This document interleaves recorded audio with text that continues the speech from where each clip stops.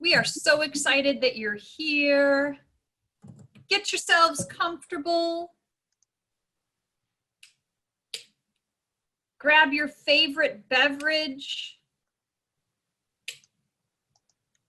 that is, Zoom appropriate. Set yourself down in the most comfortable chair available or the virtual chair you're imagining. I'm imagining a lawn chair today, someplace with sand.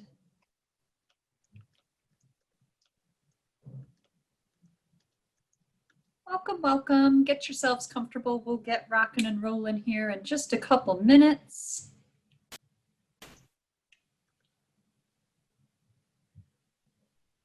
We're going to have a fairly sizable crowd this morning. So that's going to be fabulous. That's going to increase our questions, increase our dialogue. Thank goodness I have Rebecca here with me, so when we put folks into breakout rooms, I don't have to do the math.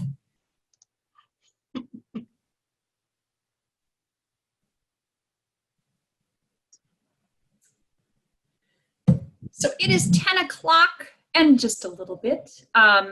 Welcome. We're so glad you're here. I'm going to take just a couple more minutes for folks to get in, signed in, get their audio going, all of that. In the meantime, let me just briefly welcome you. This is 3CSN's Wayfinding Online series dedicated to Canvas gradebook and feedback. Today is the launch of 5 weeks that we're going to focus on various elements of grading, student feedback, gradebooking, whatnots related to Canvas. And we're so glad you're here.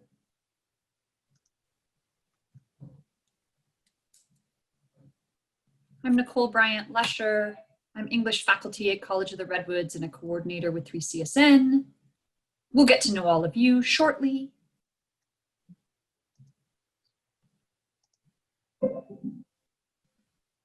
I'm going to give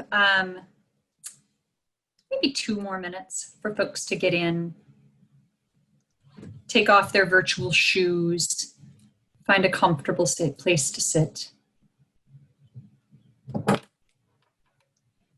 And we'll get going on this gradebook and feedback party here.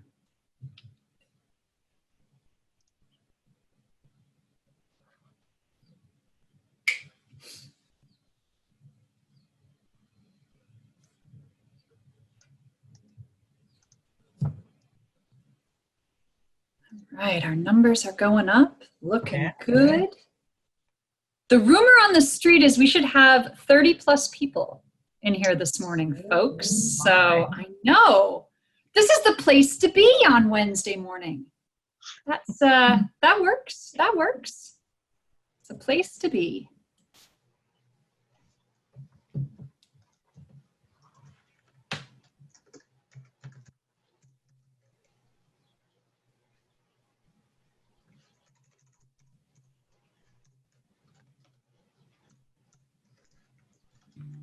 How do we pick up the URL? We just copy and paste it?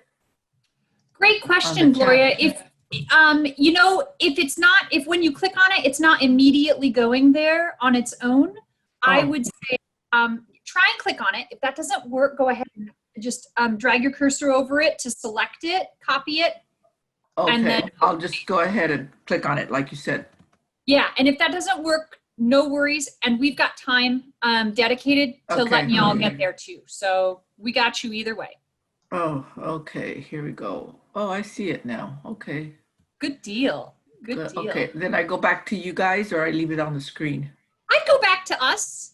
And then if you, in the weird world of Zoom, if you get somewhere and you can't get back out of the hallway you're in, don't worry. We'll get you back. Sometimes it does that, right? We're like, I learned something new every day, something new every day. Isn't that the truth? Isn't that the truth? All right, y'all. Well, we've got a healthy group here, and I'm sure any other folks that are intending to be with us this morning, they're going to find their way in. We'll leave that door open for them, and they'll take off their shoes and get adjusted as we get in. So let's go ahead and get started. Again, I'm Nicole Bryant-Lesher. I'm English faculty at College of the Redwoods and a coordinator with 3CSN.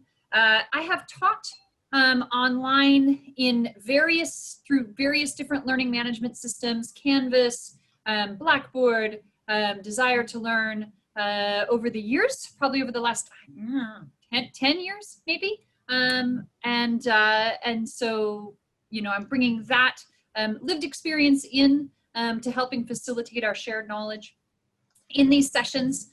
And I am assisted and my day is made brighter by being able to do this session with my colleague at 3CSN, Rebecca. Rebecca, would you like to introduce yourself? Hello, my name is Rebecca Moonstone, and I'm also a 3CSN coordinator.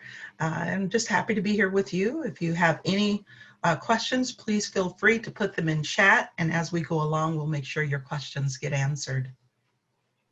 Geographically, Rebecca and I span quite a bit of the state. And so it's always nice to zoom into Rebecca's world because it's probably 40 degrees warmer than my world. And so maybe it works in reverse too. When it's feeling too warm in Rebecca's corner of the world, she can just look at mine and you know, I can send all of my sort of cloudy, cool weather your way. So I'm up on the coast. Rebecca's down in, how would you describe where you are, Rebecca? What would you say? We are desert. There you go. That's what we are, desert area. There you go. There you go.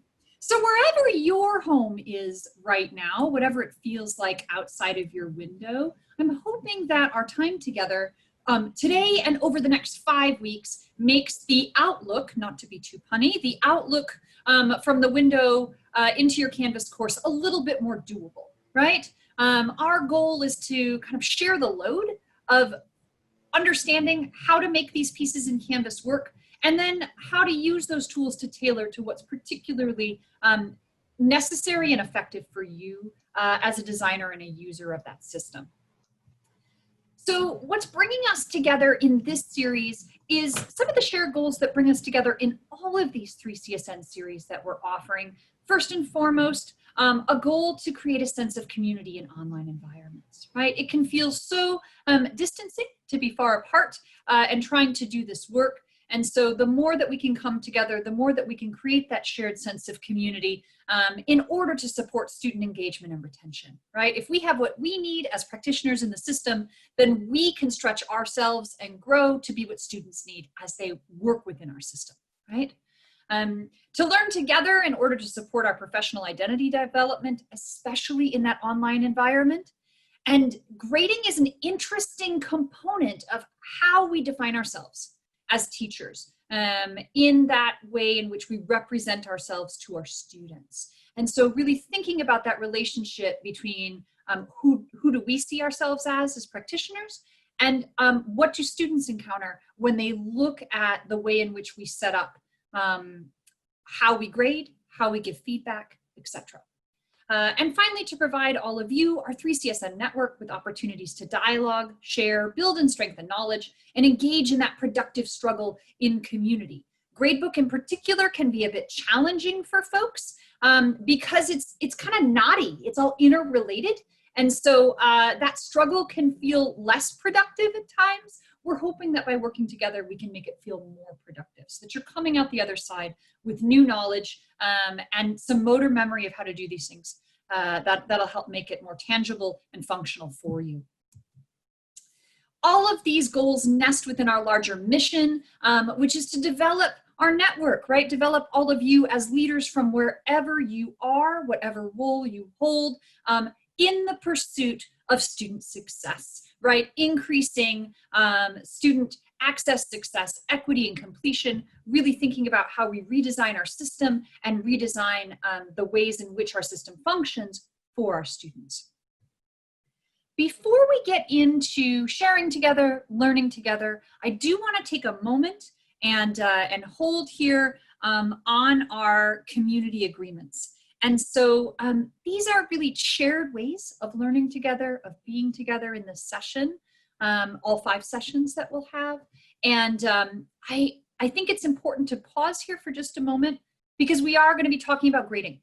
And grading is, for some, a really vulnerable topic to have to enter into, right? How we give feedback, how we think about the relationship between our grading and other ways in which we guide students. And so having some shared community agreements really opens up that space, makes us feel a little bit more free to talk with each other and think about how we're interacting and sharing that time. So what you're going to see on the screen is, what is that? Seven bullet points that I've begged and borrowed and helped co-create with some of my 3CSN colleagues over the last 7 months that we've been working in this method. But also these are gifts that you all as our participants have contributed to. So these are really collaborative community agreements that have come forward. I'm going to read them aloud, and what I would invite you to do is just think about if there's anything that's missing. Is there anything we need to add to these? And if something stands out to you, you think we could maybe revise one of these or add something, if you would be so kind as to just type that into the chat for Rebecca, she can let me know and I can make adjustments. And if you're like, I'm just not sure yet, that's okay. We're going to come back here to this page next week as well. And so there's always opportunities for us to make this a living document and keep tailoring it to our group as it fits best. So some of our community agreements that have worked pretty well in these Zoom sessions over the past months, first and foremost, to keep in mind that we're all learners. We're all doing our best to hold in that appreciation that learning is tough, right? And we're doing what we can. Let's approach teaching and learning and student support with a growth mindset, right? The online environment invites us to stretch ourselves in new ways. Let's really hold in that. Let's think about how we can grow and what's possible. Let's start from a place of belief in student capacity and success, right? That ties back into our 3CSN mission. It is helpful to ask questions and to say if something is confusing, just like we would invite our students to do. We're going to have dedicated time in this session specifically for your questions, right? And it's a big chunk of time. So we got to know what isn't working, what's confusing, what needs follow-up questions, how can we make things clear, right? Everyone should have the opportunity to share.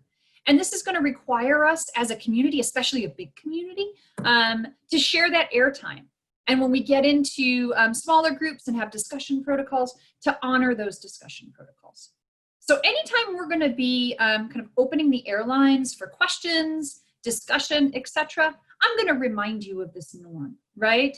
Let's do what we can to share our airspace so that everyone gets a chance to ask a question or to share a comment. And then when you're in those smaller groups and you've got discussion protocols to really help guide your time, do your best to honor those so that everybody gets that time to share.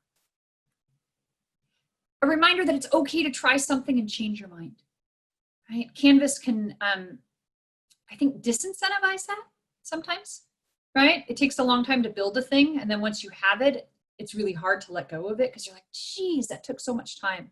But just giving yourself permission. If you build something and it's not your favorite, it's okay to go in a new direction. And a special reminder for me, I need to give all of you time for processing, for reflection, before I move on. And so when we get into really building content, and I'm showing you some things about how to build stuff, I'm gonna try my best to remember to give you opportunities to pause and process.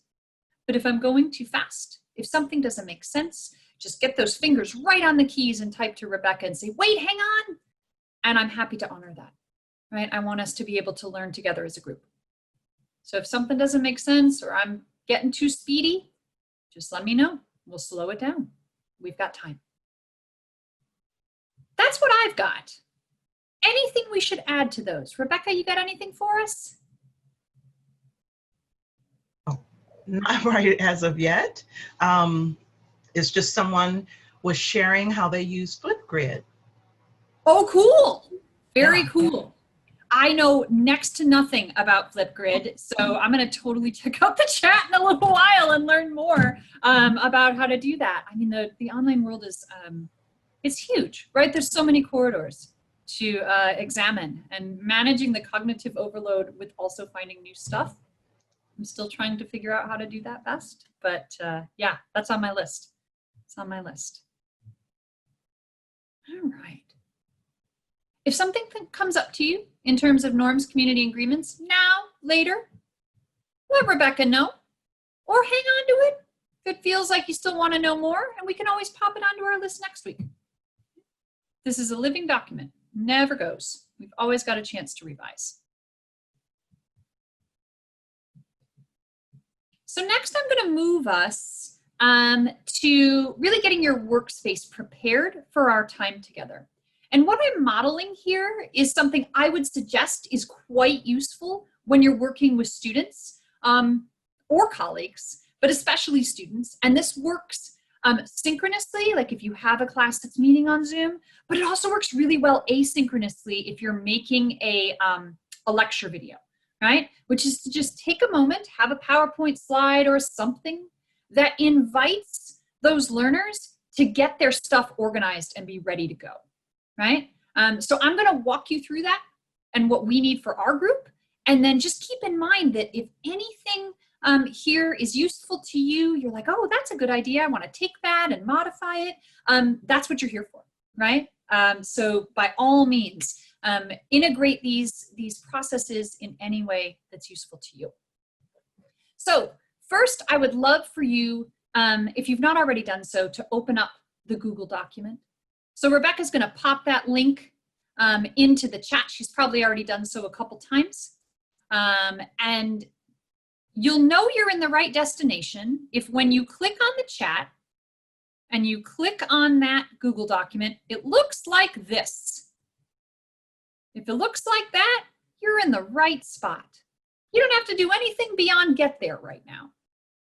But as long as you're there, welcome. You've done the first bullet point. If you're having any trouble getting to that Google document at all, now is the moment that's dedicated to helping you get there, right? So if something isn't working or you're clicking on it but you can't see it, just chat into the chat with Rebecca. Sometimes Zoom makes us think we can do something and then we can't see where it went. If you've ever lost your chat function before behind 15 windows, I love when Zoom does that, right? So if something goes weird, you don't see it, let us know.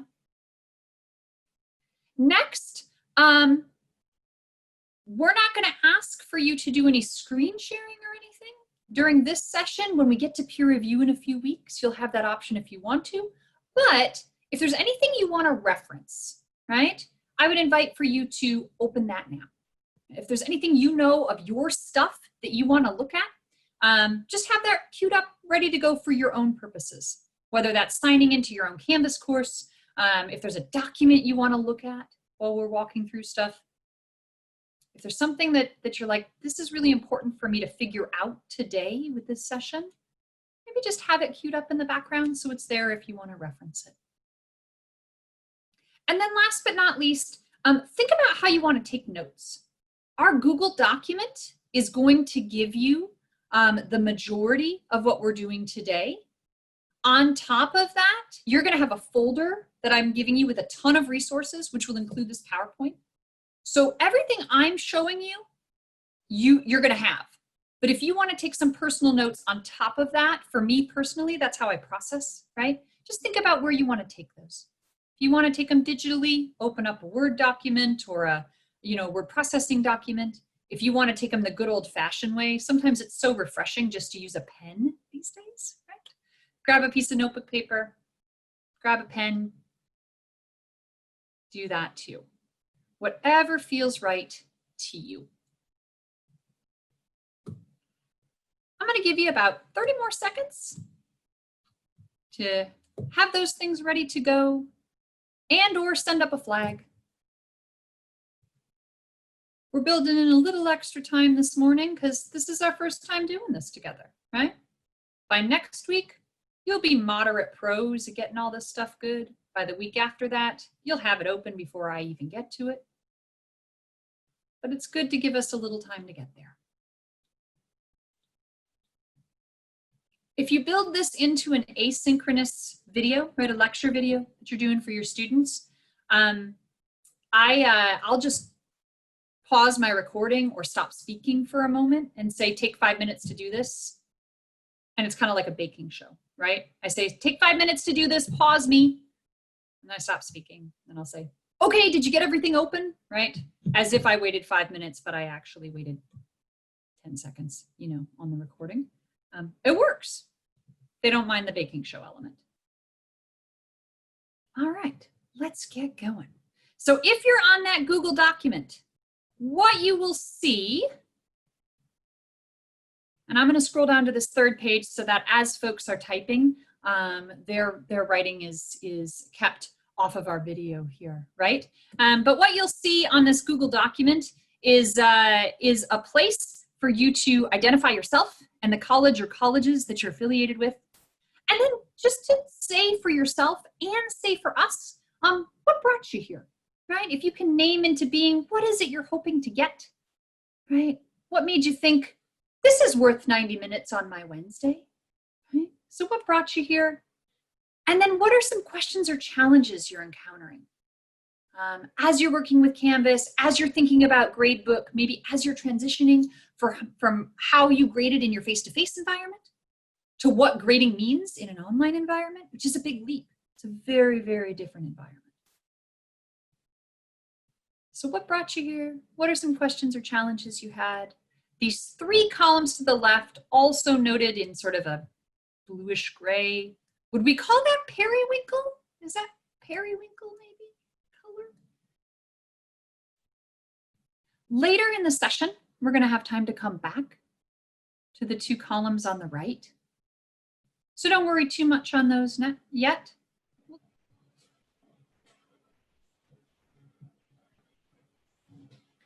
Using a table in a Google document is particularly handy if you have a large group of folks that you want to invite to engage in something, because it gives everybody their own lane to drive in, right? Since folks are working in Google at the same time, it's easy to have kerfuffles happen where somebody starts writing over somebody else. And tables seem to magically take care of that. Folks can kind of find their line and stay with it. And that sort of writing over goes away, which is really handy.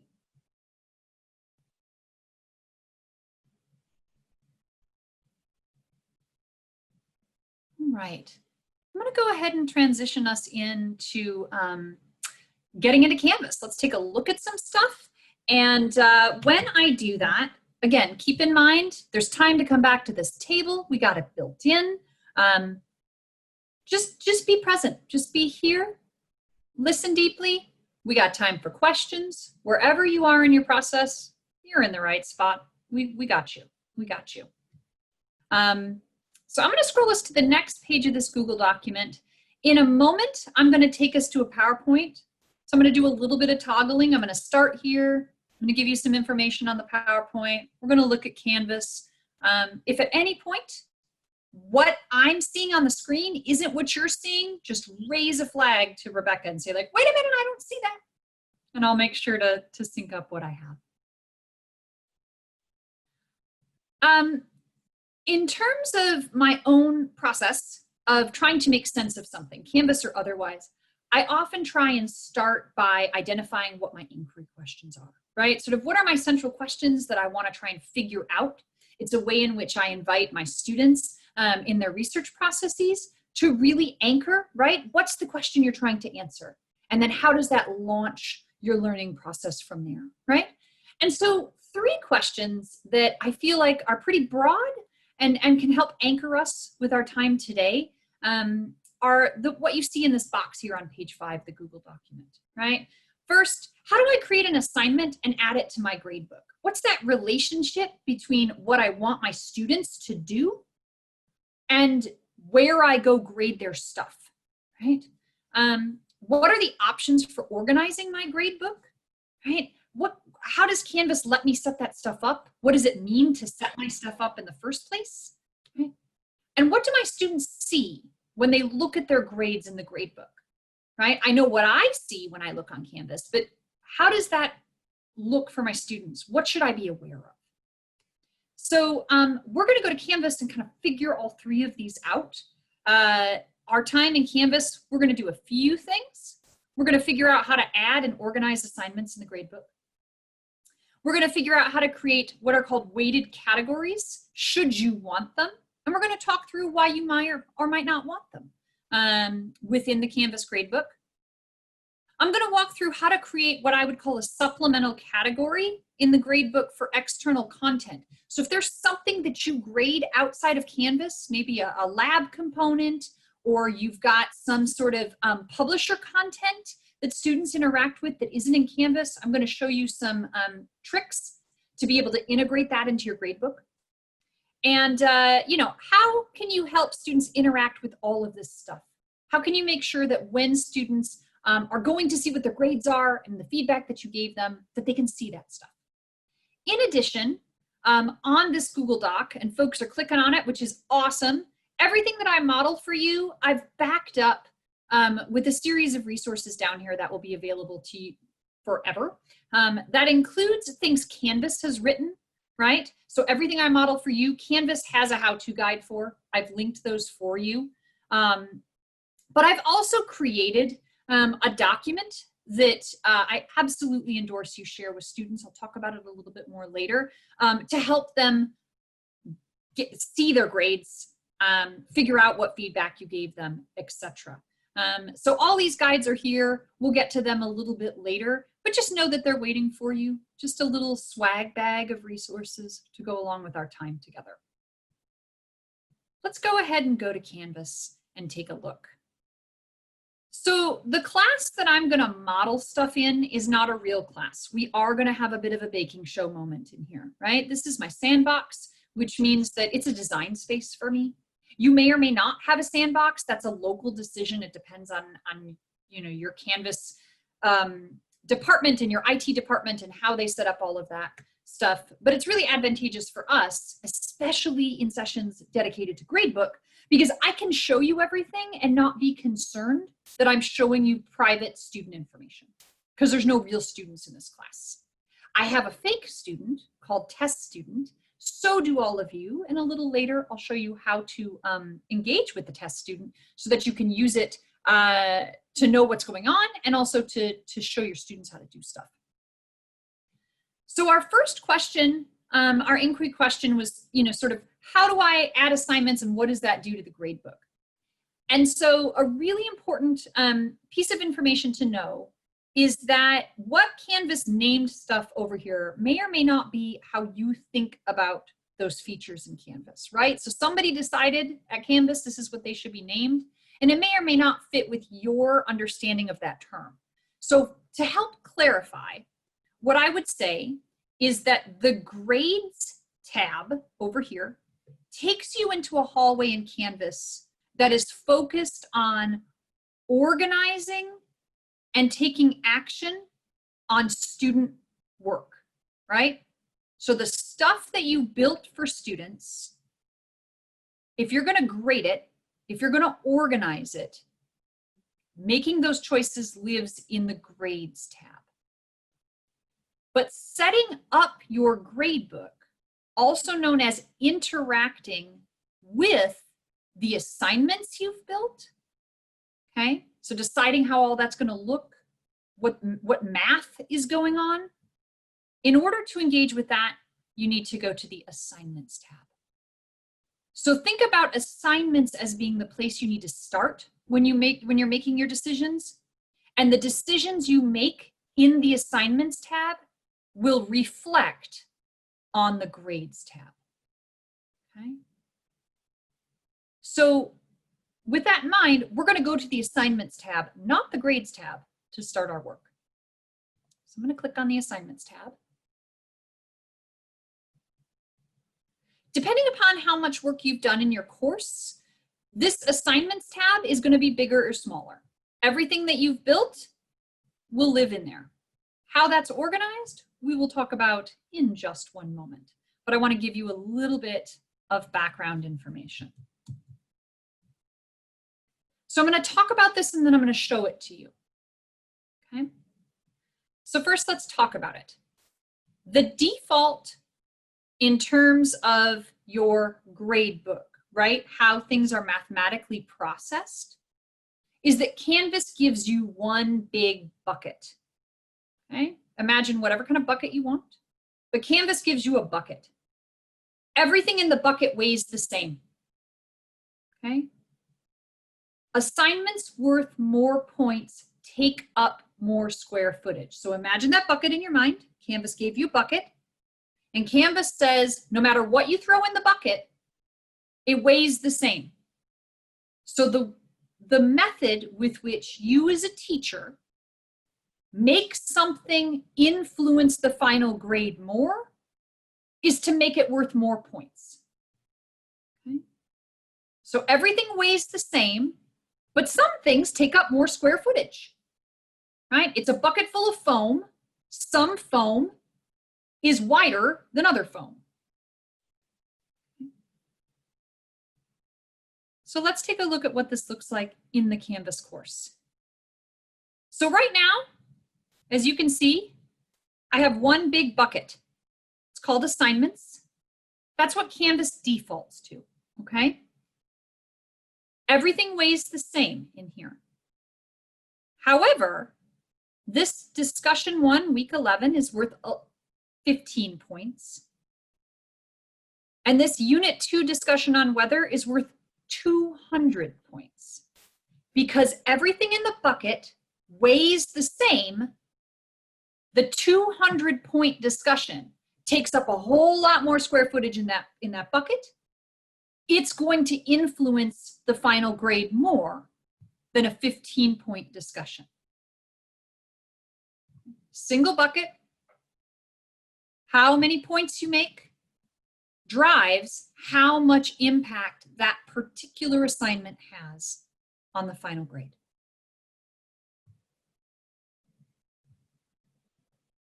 If that giant bucket seems really long and disorganized to you, if you're a person who likes to have little compartments, I hear you, I'm with you, right?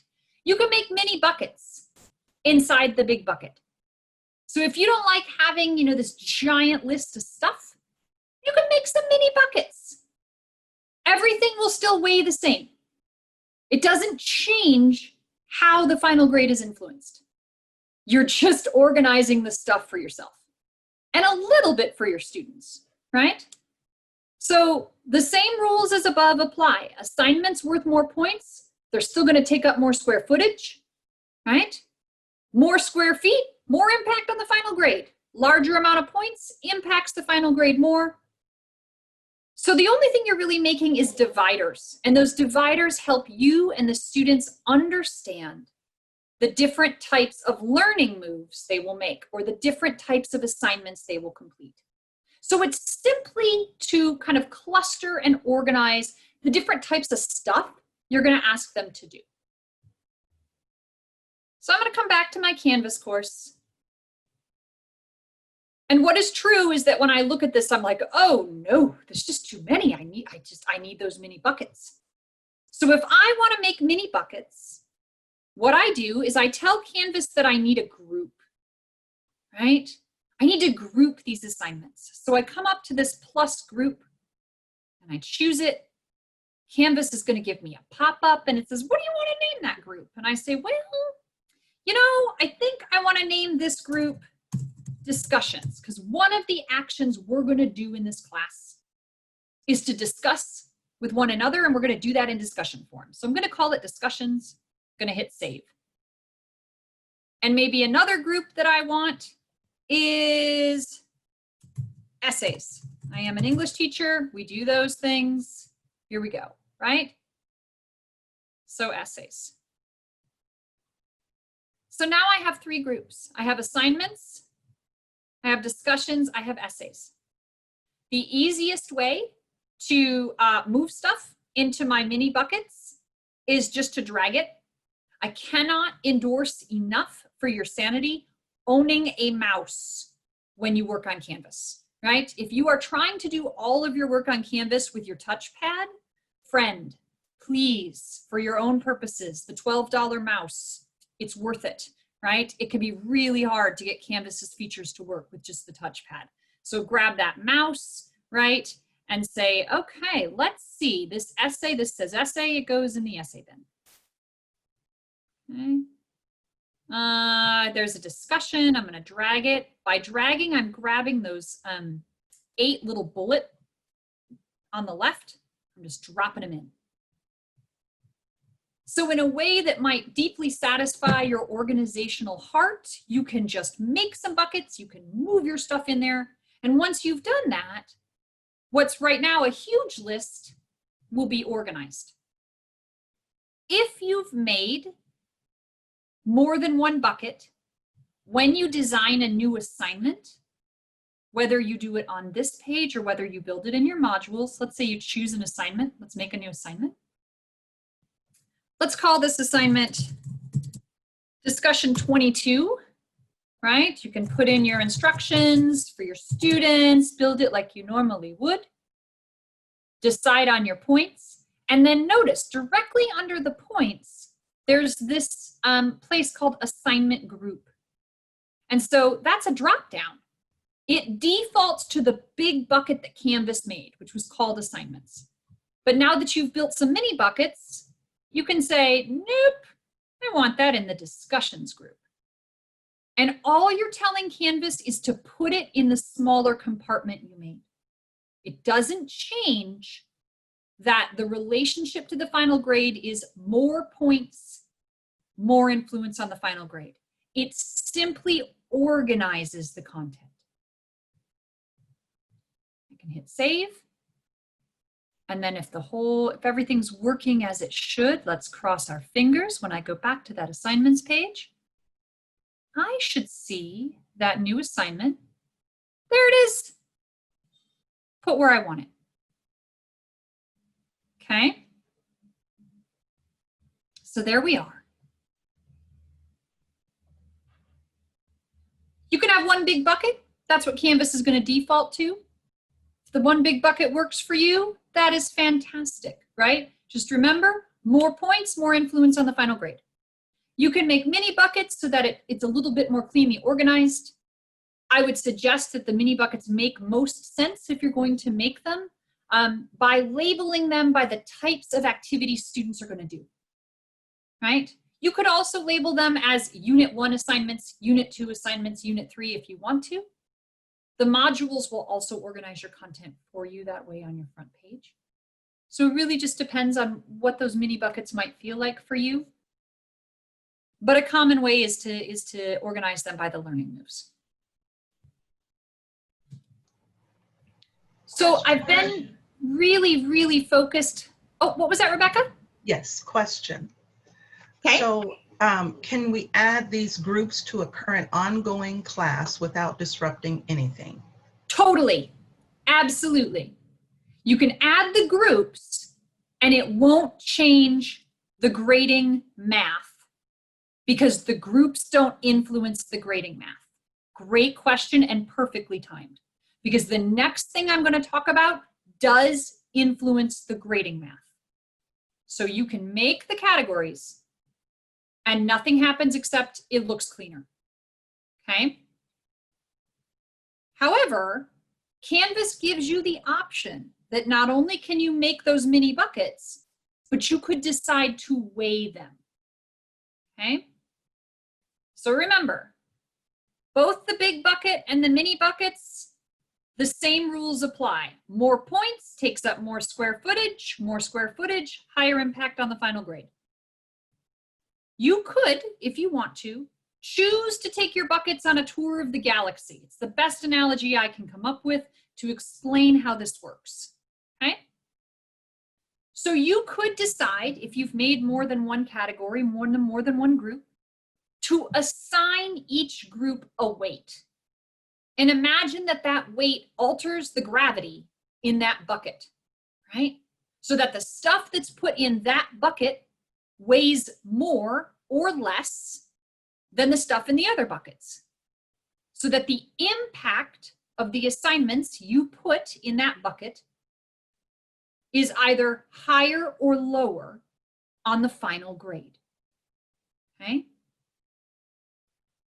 So the rules you're going with up here don't really apply as much once you weigh those categories. The total amount of points of an assignment isn't going to matter as much because you've got these buckets, right? Beyond the bucket, if a thing is worth 15 points, that may or may not matter. Really depends on the percentage weight of that bucket. And I'm going to show how to do that in just a second, right? So, for example, I could make a category, a group called assignments that's worth 40% of the final grade.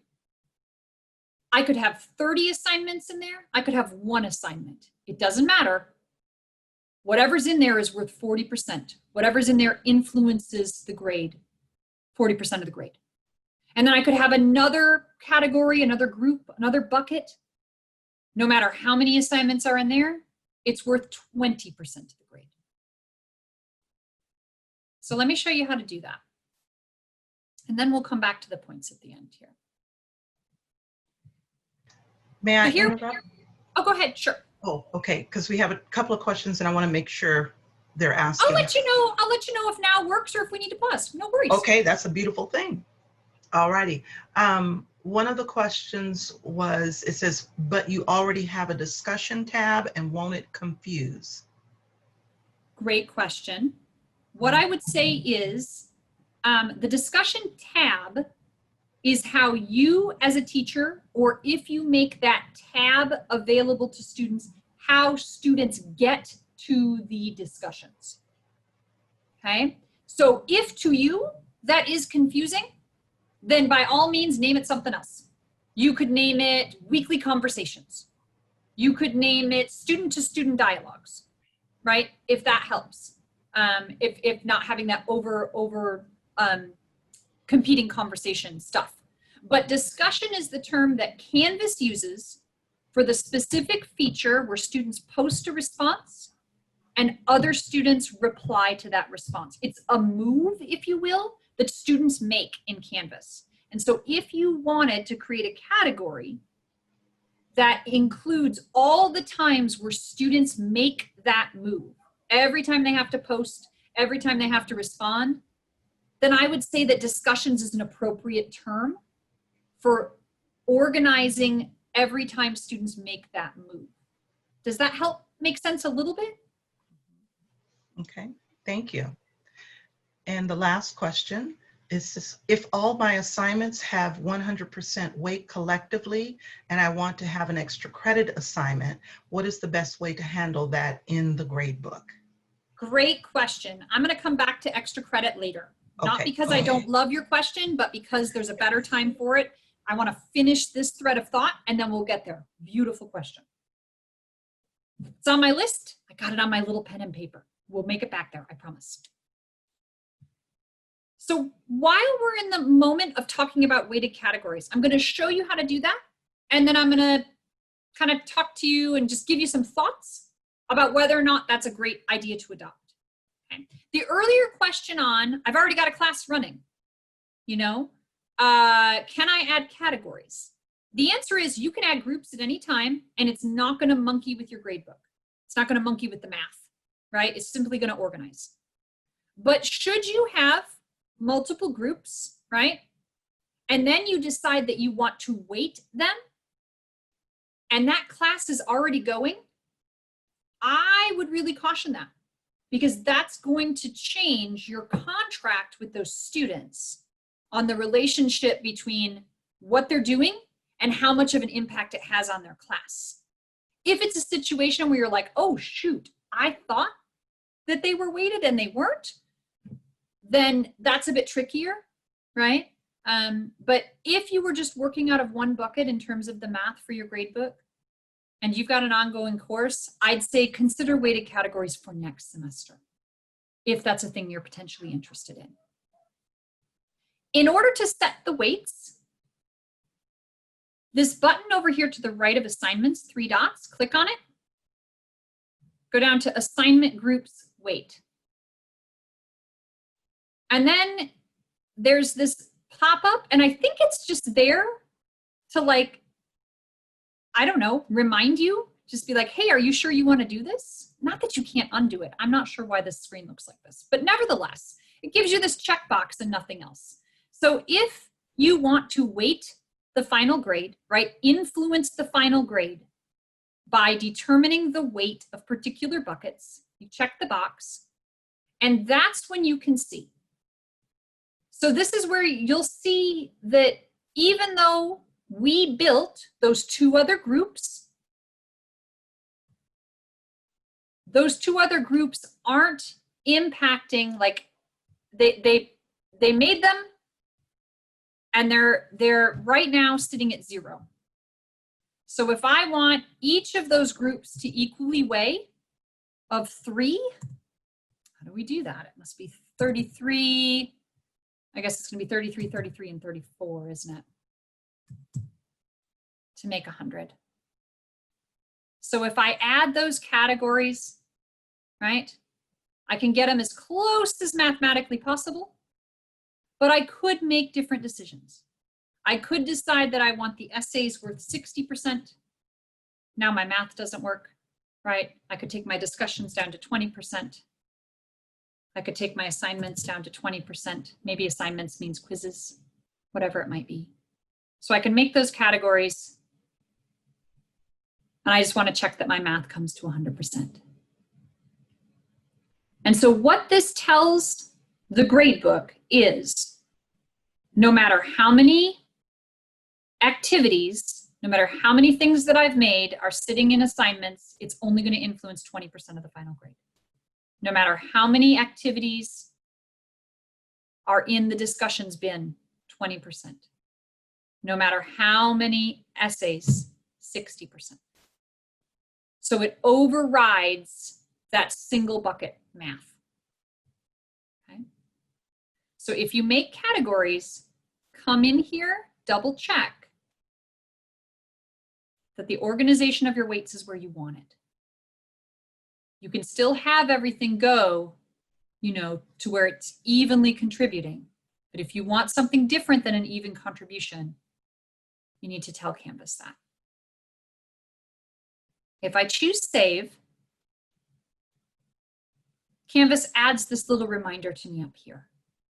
So I'll be able to see assignments, no matter what's in here, 20% of the total.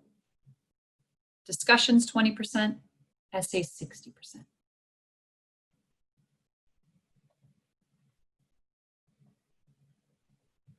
So personally, I have used weighted categories in the past. The work that I have done to really lean into culturally responsive teaching and grading is moving me personally to a place of stepping away from them. That's just my personal experience. I invite you to think about what's going to fit best for you. My personal reasoning for that is that it is really mathematically challenging for students to know how impactful a particular assignment is when you get into weighted categories, right? Students often confuse volume and weight. So if there's 30 discussions that they need to do, and those discussions are only worth 10% of the grade, it's easy for them to forget and to freak out if they missed one, right?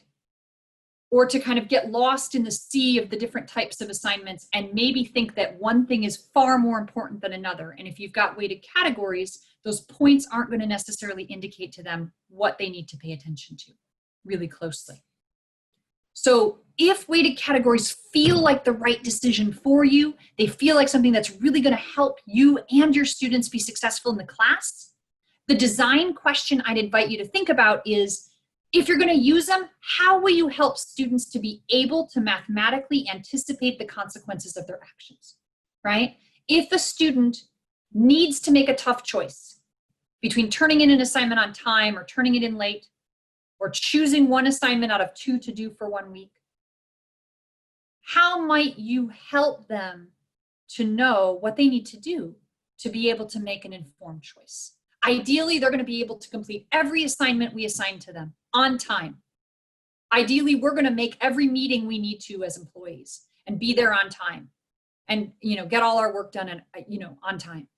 But should there be a time when that's not true for us or for them, in that real world that happens, how can we clarify and empower them to know what they need to know to make decisions?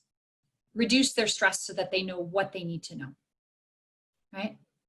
And because weighted categories are a place where it can be confusing, it's worth that extra time and attention to think through how you're going to guide them and support them, should that be the choice. So we've set up those buckets, we've organized those pieces. Let's take a look at what the gradebook looks like. Would you like a minute to process before we get there? Would it be helpful to take a minute to think? I've got a minute. Let's take a minute. All right. And can I ask questions while they take a minute? Sure. 2. All right. Can you define the difference between groups and categories, just to help with the understanding? Totally. I'm sorry. My apologies. That is my use of multiple things to mean the same thing. Yep. A group is a category is a bucket. That's just me using lots of words when I should keep one. Great question. All right. If I don't use weights, but use absolute points, example, out of 1,000 points, how can I include a rule to drop 1 quiz or 1 homework? Do I make the total points more than 1,000 and then add a rule in the group to drop 1 assignment? Great question. I'm going to put that question with the extra credit, which is the quick answer for the extra credit and dropping is that for savvy Canvas users, which are savvier than me, there is a way to set up a rule, and I'll show you where that exists when we go look at the gradebook in a second.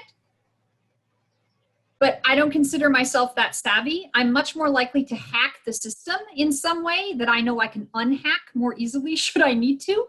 And so for both dropping something and for extra credit, there are ways to just monkey around with the gradebook. And so I'll show you those. I'll also show you the correct way to do it and, you know, like where that lives and really gauge on what feels right for you with your level of knowledge. Those are both fantastic questions. What a great tarmac for us to go take a look at grades. So we're going to click on the Grades tab, and that's going to take you to your gradebook. Your gradebook is really just an interface, okay? It's really, for the most part, just the place where you organize what you see, and then you click on stuff to grade it. So in terms of functionality, most of what you're going to do on this page is really just about tailoring what it looks like to you. And that isn't even what it looks like to students. It's literally what it looks like to you. So let me show what your options are. Over here on the far left, you've got this gradebook with a caret. And so it defaults to a gradebook of everybody. If this were my real class, and not a cooking show, then you would see lots of students over here, right? You'd see for every student, they'd have a column. Their name would be in the far left. And then their engagement or lack thereof with the assignments would crawl to the right. But we only have 1 student in my fake baking show class, which is the test student, right? It defaults to where you see all students and their activity. You can choose to click on the caret and move it into individual view. Should you do that? Individual view is going to give you the opportunity. Oh, maybe it's not functional in a fake class. Typically what individual view would do is you would be able to scroll through individual students and look at that rather than seeing all the students at once. Gradebook History allows you to see the gradebook at earlier points in time if you've made changes to it. So it can be useful. Honestly, I don't use either one of those functions much. View has a few more options and they can be quite helpful. Under View with the caret, Arranged by is literally how do you see the stuff that crawls to the right past the student's name. I don't even know what default order is. Just know that there is one. Canvas made it up. But you could decide that you want these grades, you know, these kind of boxes where each assignment is that you've made. You could organize them by A to Z or Z to A. You could organize them by due date. You could organize them by points, or you could organize them by module. My personal default is to organize them by module because that's how I'm encountering them. And it also helps me if for whatever reason, I think I've added something, right, to a module. If I don't see it on my gradebook, maybe I didn't publish it, right? So it's a good double check for me if I organize it by modules that the way in which I'm going through the content is kind of gelling with the way in which I put them in the gradebook, that they're being shown in the gradebook. So arrange by is literally, what are you going to see first over here? Whereas filters is where if you have a lot of assignments, you can cluster the stuff. And so you can filter by assignment groups. So if you want to see how a student is doing on a particular assignment group, right? So I switched my filter to assignment groups. I can come over here and it'll say all assignment groups, which mean it didn't filter at all, right? But now I could say, I just want to see discussions. And then it's going to show me my students. It's going to show me the activities that I have put in the bucket named discussions. And it's going to show me the percentage of the grade. How much of that, what's their success rate on that. Go to essays, etc. So filters is if you want to take a smaller snapshot of what you see. Arrange by is the order in which what you see shows up for you. To my knowledge, arrangement by for you does not in any way impact what students see. So this is literally for your own comfort and organization. Statuses is a button that will allow you to color code for you. Again, students don't see this, but if you want to choose colors and be able to color code the activities by students in your gradebook, right? Designate a color for something's late, designate a color for if something's missing. Canvas will put the colors for the first 3 on stuff as long as you have due dates. So if you tell Canvas to make everything that's late blue, anything that comes in after your due date will be automatically colored blue on your gradebook. Any assignments that a student hasn't completed will be whatever color you choose. Anytime a student resubmits an assignment, you can choose a color for that. But if you want to drop an assignment or excuse an assignment, those are things you're going to do manually. You're going to choose that, and you can set a color for that if you want to. We're getting closer to that question about dropping an assignment. We're getting there, right?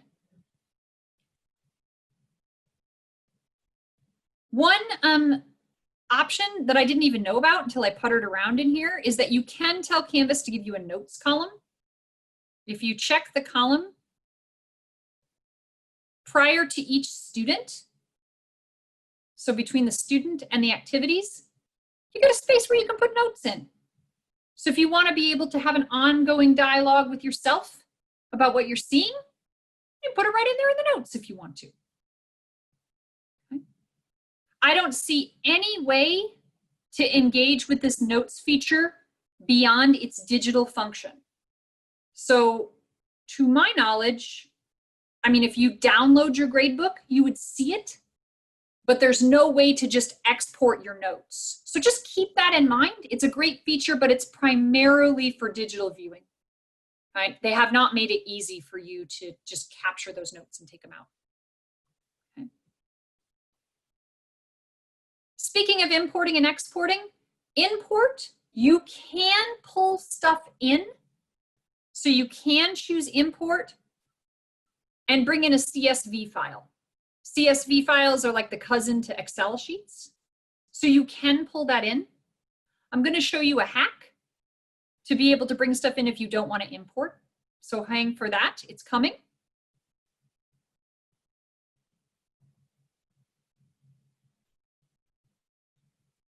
There it went to individual view. Let's just go to our gradebook. Oh, come on now. Let's just go to our gradebook. There we go. The function you're much more likely to use more often than import is export. When you export from the gradebook, it's going to produce a CSV file for you that you can save as a CSV or save as an Excel doc. So if you want to bring this content out, you can do so.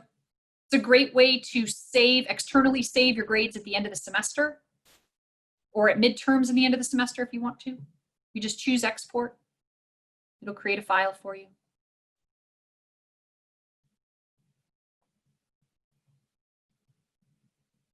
You can search for an assignment if it went missing. And then over here on the far right is this gear. Folks with my questions about rules, this is the official way to do that. So you could, by choosing that gear, automatically apply a grade for missing submissions, right? You could say, if your submission is missing, it's a 0, or it's a 50%, or it's a whatever, right? You can automatically apply a deduction to late submissions, and you can determine that by day if you want to, right? So if you want Canvas to decide that if it's a day late, it's 10% less or whatever, you can do that. You can also set a floor. So you could say, you know, deduct 10% per day down to 30% or something like that if you want to. Okay. Again, those that have conversations about culturally responsive teaching and grading say that making a difference between an F and a super F is probably not the place that should have the majority of our time and attention. That an F and a super F, right, a 50% and anything below a 50%, we're really just making a decision about how hard it's going to be for a student to climb out of that hole.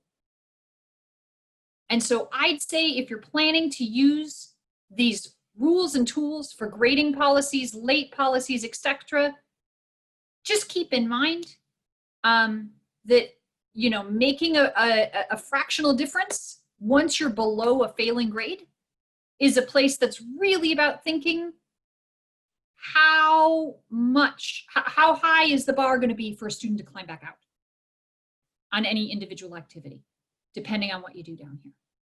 Okay. This last tab, grade posting policies, it defaults to automatically posting grades. So when you can finish grading somebody's assignment, they're going to immediately see it. But you could choose to say that you don't want the gradebook to do that. That in general, you want the grades to be hidden until you tell them to release. So maybe you have 3 different sections taking an exam, and maybe not everybody's exam is due on the same day, and you don't want those grades to post. You want to be able to grade, but you don't want those grades to post. You could say, gradebook, in general, I want you to never show assignments until I tell you to. I want to be able to grade them, but I don't want people to see them. Okay? Just keep in mind, you got to remember to post them or they stay hidden and only you see them. There are other ways that you can make these decisions without telling the gradebook to default to not showing.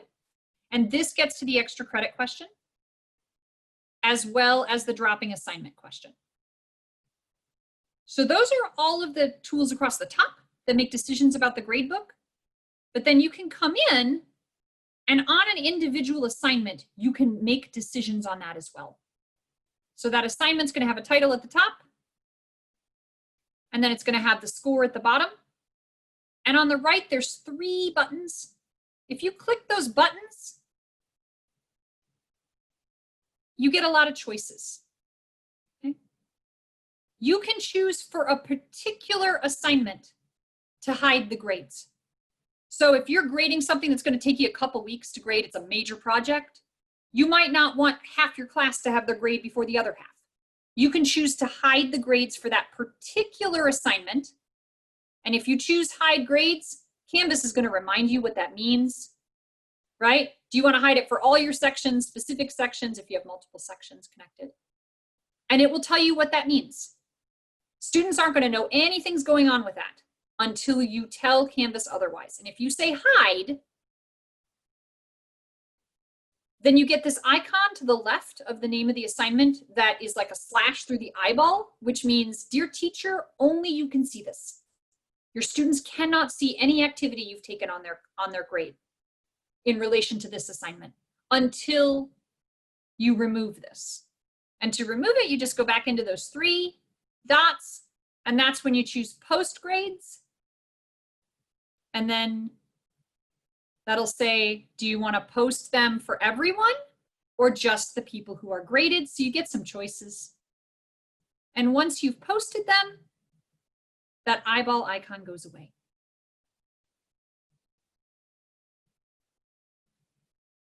So the question on adding extra credit and the question on dropping an assignment.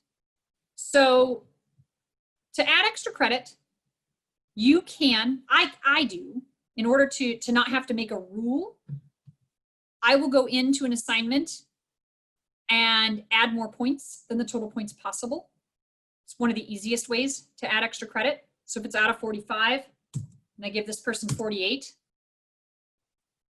so you can do it that way. You can also do extra credit by making the extra credit set up to be that instead of it being a separate assignment, like they do a separate assignment, but you say, if you complete the extra credit, I will add 5 points to your lowest quiz score. And then you can just go through by student, find their lowest quiz score, bump it up 5 points. So depending upon what feels right to you for extra credit, there's a number of ways to do it. You can make the total points over and above on the same assignment for everybody. You can go through per student and add points to a particular assignment. That's what I do. When I do extra credit, it's because somebody's done something above and beyond to help another colleague. And I'll say, okay, I'll add, 5 points to your lowest quiz score. And then I just look through, drop it on their quiz score. And I'll make a note. So if I come in and I alter this grade, right? I'm going to come in, press on the student's grade. Let's say I make this out of 48. I can come right down here and make a comment. And I can say, added 3 points, extra credit for completion of extra credit assignment 1, or whatever, right? Hopefully you wouldn't do yours in all caps. Apparently my all caps button was on. And you can leave that comment for them. And that's a little paper trail for you and them for what you're doing.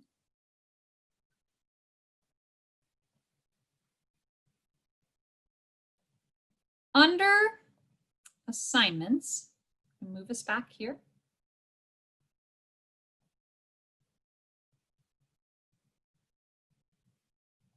I believe you can edit an assignment to function under extra credit. Let me double check.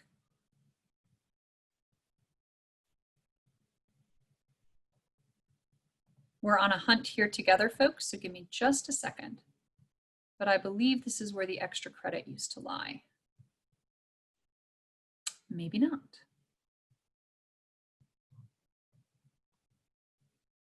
I thought that's where the rule was, where you could do it.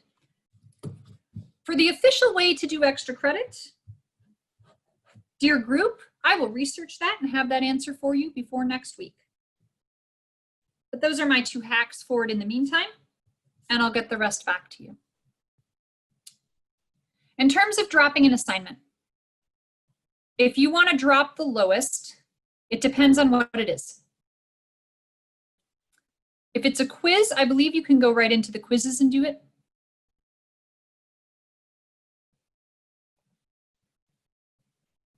If it's not a quiz, Let me look and see how you get there. I believe you get there.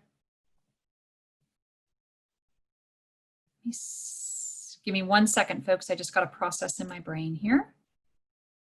And then I'll walk you through it again. I know I'm clicking fast. That isn't what I want. It's in the assignment. Okay. All right. I know how to do it with quizzes. I don't know if I know how to do it with other assignments yet. Under quizzes, you can go into the quiz. And so if you're in a quiz, you can go into moderate this quiz. It's on the right. And moderation allows you to make some changes. If you come in and you choose the pencil to the right, you can give them an extra attempt. You can unlock the quiz for them if they need another opportunity to take it, right?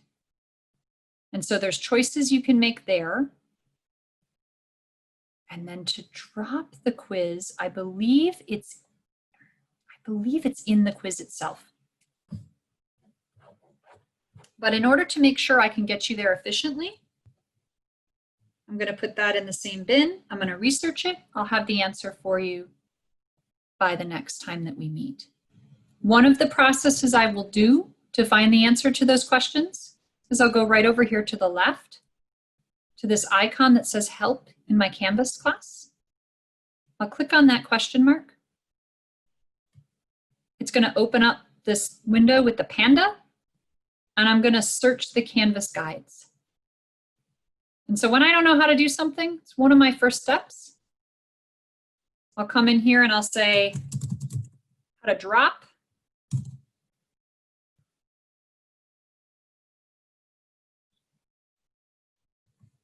Let me add more. Let's see, how do I, nope. So it'll take a little bit more work for me to find it, but this is how I would go through, right? Is I would literally look, there's probably a Canvas guide on it. If Canvas doesn't immediately give you a guide, I have been absolutely known to go to Google and put in Canvas, how can I drop an individual student's assignment, as a way to help find it. And then I'll go back to the guides because sometimes it's about lining up my lingo with Canvas's lingo.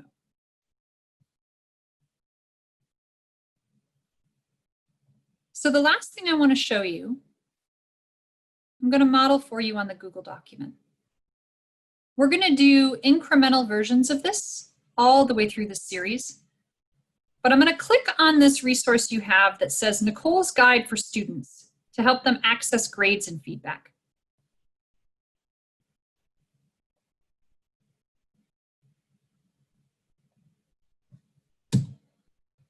So what I want you to know is that I made this guide because I feel really, really comfortable with zero hedging in saying that Canvas Gradebook is not student-friendly at all.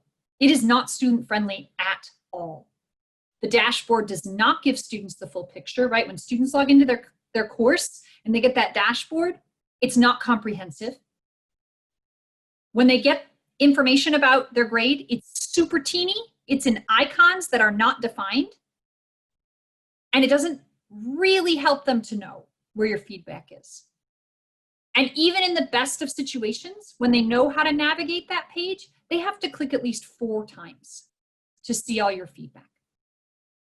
It is an absolute barrier to the work you're trying to do with your students. It's an oversight on Canvas that has yet to be addressed. And clearly I feel pretty strongly about it, right? So I feel my responsibility as a teacher is to work in the absence of what this learning management system does and really decode this for my students. So in my opinion, how can you help? The best way to help is to make a video using screencasting software. So whether that's Screencast-O-Matic, whether you record yourself on Zoom and you share it, but make a 5-minute video that walks them through step-by-step using that test student that you have in your class to walk them through how to access their feedback. In addition to that, provide a written step-by-step guide.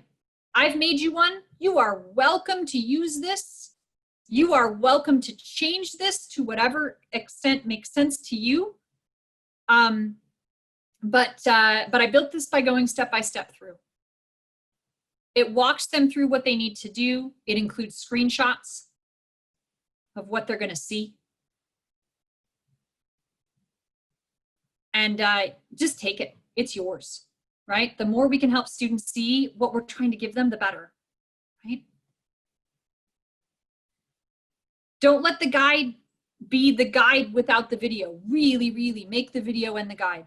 It's super helpful. Different folks learn in different ways. And it's so helpful to have something modeled. And then on top of all that, remind them every time you grade. Like when you give them comments or feedback, and we're going to talk about feedback in our next session, so I'm going to reiterate this to you again. But when you give feedback, write in your feedback, say, remember, look at the how-to video to see this feedback. I want to make sure you get all the information I've given you, right? Just to jog their memory that looking at that dashboard is not comprehensive. It's not going to give them the full picture. So if you've had that sneaking suspicion that sometimes students aren't reading your feedback, it's probably true. And frankly, it's not because they don't care. It's because Canvas has made it really hard for them to see. If I go into my test student mode, and the way to do that is over here on the far left. Down at the bottom, you'll see this tab that says Settings. If you click on that, it's going to give you all these choices. On the right, the second one is Student View. If you click Student View and you go into grades, you can see the experience of the gradebook from your student's perspective. But you got to do a little work, right? You have to pretend to be both your own student and the teacher and submit something to an assignment. If you go in as Student View, you can submit something to any one of your assignments. You could complete a discussion, etc., so that you can see what it looks like. And should you do that, then you'll see what your students see. And if you're seeing what I'm seeing, when students choose grades, this is what they get. Okay? They get the name of the assignment. They get when it was due. They get a status, right? Did they complete it? If they completed it, they get nothing. It doesn't say completed. But if it's missing, they get a missing. If it's late, they get a late. They get their score. They get the total points it's out of. And then they get icons. And when they hover over those icons, they're not going to learn anything. If they click on that icon, they'll get information. So an icon that looks like a chat box, they click on it, all of a sudden, all of your written feedback to them shows up. If you made audio comments to them or video comments, it shows up, but only if they click on that box. If they click on the icon that looks like a clipboard, there's that rubric you made, right? If you're like, I don't know how to make a rubric, don't worry, we're getting there in a couple weeks. But let's say you make this beautiful rubric and it's full of language that guides them and coaches them through. They're not going to see it unless they click on that icon. Okay. And then if you went through and you annotated their assignment, they uploaded something and you put comments in the margins, don't worry. I'm going to show you how to do that in a couple weeks as well. They're not going to see that here. They've got to do even more clicking to see that. So the moral of the story I'm hoping I can persuade you to believe here is that this is a huge uphill climb for students to get access to the stuff that you probably care about very, very much that they get. So the more that you can create a way for them to understand how to decode this page, the better.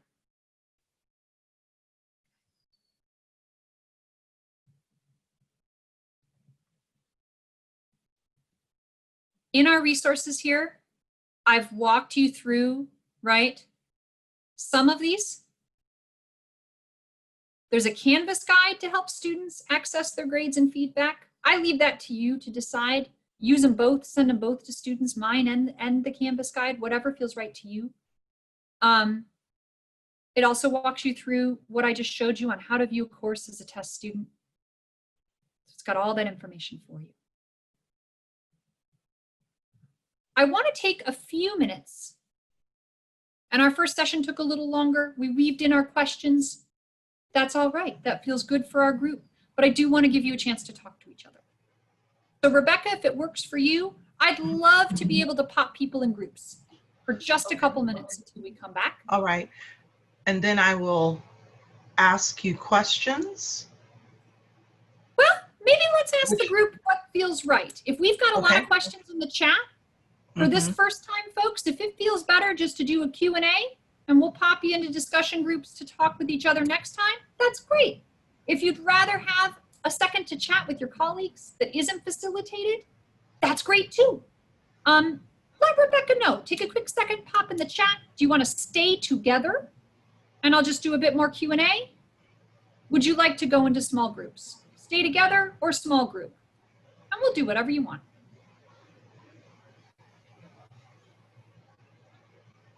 So far, it's stay together. We like each other. How nice. 2 and 2, 4 and 2.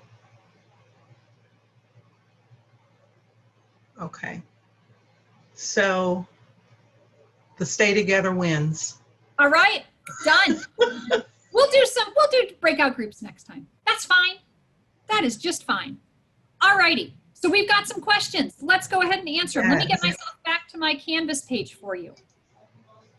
I'm going to leave student view by choosing the button at the bottom that says leave student view.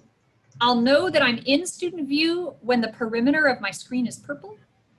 When I choose leave student view, pop, goes away, and I'm back into my designer view. What can I answer? Bring them on, Rebecca. All righty then. Can we cover up the names? That was I didn't want to interrupt you anymore, so that was cover up the names. For whom to see? I guess I need to know more about that question to know how best to answer.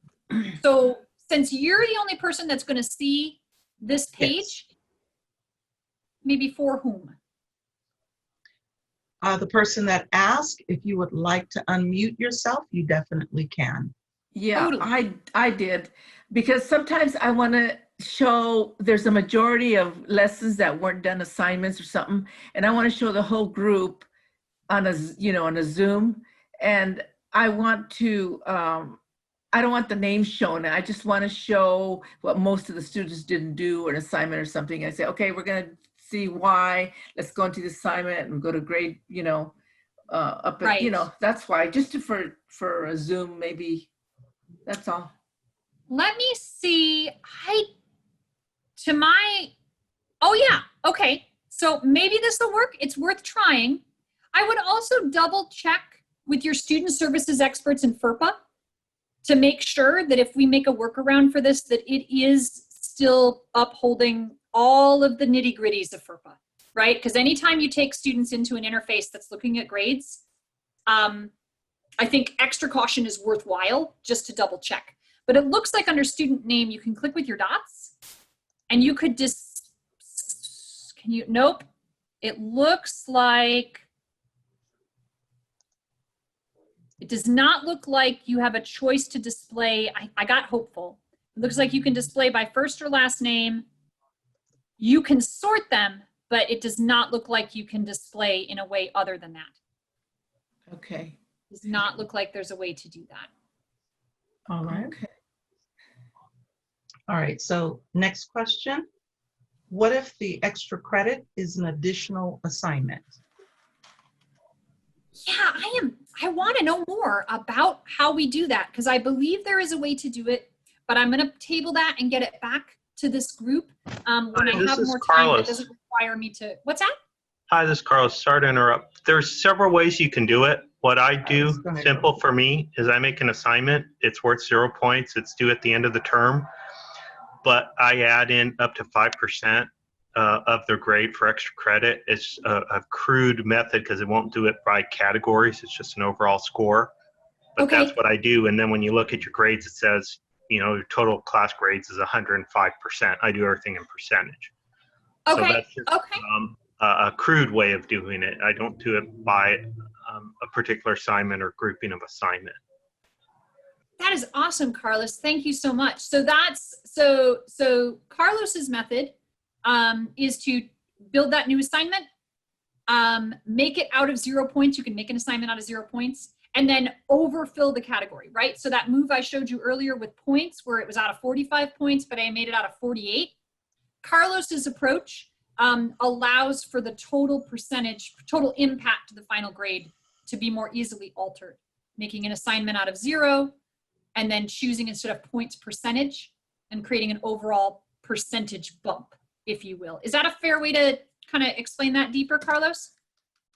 Yeah, that's the way I learned it through some of the Canvas guides and some of the other webinars. And it's very crude because it only does it over the overall score. But for me, it's easy. It works for me. It's what I need. That works. That works. Could share Power of something. the group. I have something to share. Sure. Yes. My name's Jill. Hi, Jill. Hi. I create an assignment. It's called Extra Credit, and the students can submit up to 1 per chapter. And if there's 19 chapters in the book, then up to 19 points. I make the assignment worth 1 point, and then there's a button that can be clicked that says, this will not be tallied in the grades. So Okay. it's an assignment, a column is created in the grade book, and the Mhm. student can submit 1 point or 1 assignment. Mhm. It's not tallied in the grade book, and a little notice comes up that says this assignment does not count for the final grade, or something like that. Yep, I'm going to show it right here for you. You're right, And- Jill. So absolutely.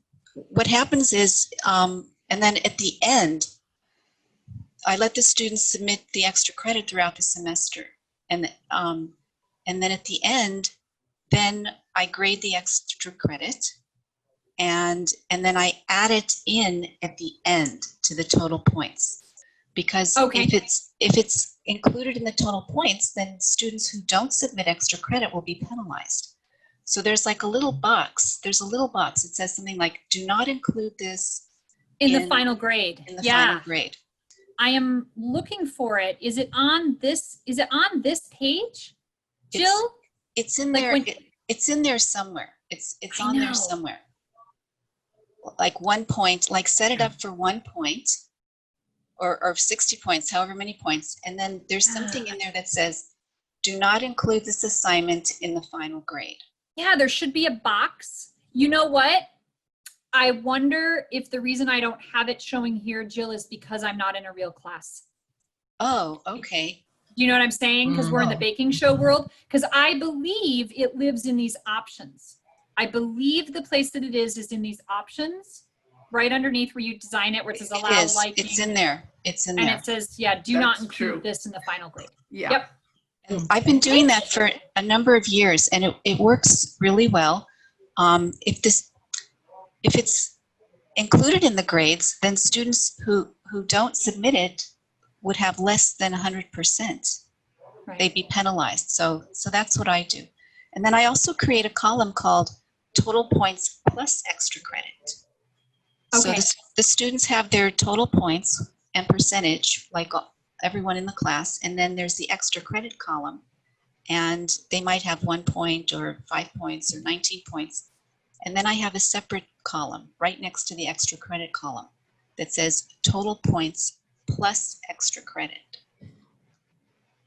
So that way they can see the impact and see Yeah. the math. Yeah. Oh, that's wonderful. Great suggestion. Okay. All right. We have just a couple more questions. Where do essays test, and also in quizzes test? And someone stated that they believe quizzes and extra credit can be issued as fudge points, and they're questioning it as well. I think that's the feature. Thank you for that thought. That is the feature within quizzes that doesn't exist anywhere else. And I think fudge points is in fact the place where that might be able to happen. More to come on all things extra credit in our next session, but thank you for that thought thread, because I do think that's reminding me of what I think I was looking for in quizzes. I'll double check and I'll let you know. Okay. And last question for you is, how do you get your document, your student guide, to grades to modify and share to their students? How do I get my document? Oh, Yes, this one. your student guide. Is it not, can you not touch it? Let's see. Let's see. Okay. Well, let me fix it. Well, before I fix it, let's try something. Let's go on an adventure together, folks. I want to be respectful of your time, so I'll make this a very speedy adventure. What I'm going to ask you to try is I'm going to ask you to see if you can go to File. If you have this document open, see if you can go to File and make a copy. If it won't let you, I will change the share to edit. But if it will let you, then you should be able to make a copy. And then you can rename that copy, and you should be able to change the functions on it to be able to edit it, download it, work with it as you will.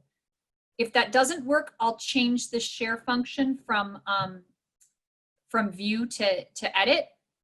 I'm just a little nervous to change it to edit, just because if it edits for one, it edits for all until you make a copy. Give that a try. If it doesn't work, I can change it. And then once you have that document, you can also always go to File, go to Download, and download it as a Microsoft Word document or a PDF, and then send it to your students. So you can take it out of the Google lands.